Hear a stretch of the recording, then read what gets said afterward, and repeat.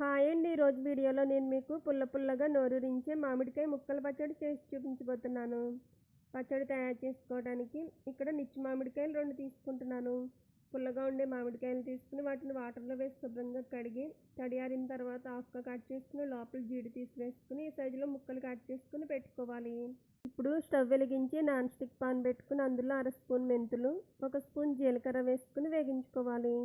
మంటను లో ఫ్లేమ్లో పెట్టుకుని ఇలా కదుపుకుంటూ వేగించుకున్నట్టయితే ఇవి చక్కగా వేగి కలర్లోకి వస్తాయి. ఇప్పుడు స్టవ్ ఆఫ్ చేసుకుని ఇందులో 2.5 స్పూన్ల దాకా ఆవాలు వేసుకోవాలి. ఇప్పుడు ఇవి పూర్తిగా చల్లారిన తర్వాత మిక్సీ జార్లోకి తీసుకుని మెత్తని పౌడర్లో మిక్సీ చేసుకోవాలి.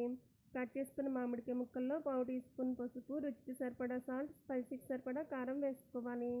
అలాగే ముందుగా మిక్సీ చేసి పెట్టుకున్న మెంతులు, ఆవాలు, జీలకర్ర పొడి కూడా వేసుకోవాలి. ఇందులో మిక్సీ చేసి పెట్టుకున్న వెల్లుల్లి పేస్ట్ కూడా వేసుకున్న తర్వాత వేరుశనగ నూనె పోసుకుని పచ్చడి అంతా కూడా బాగా కలిసేటట్టు కలుపుకోవాలి.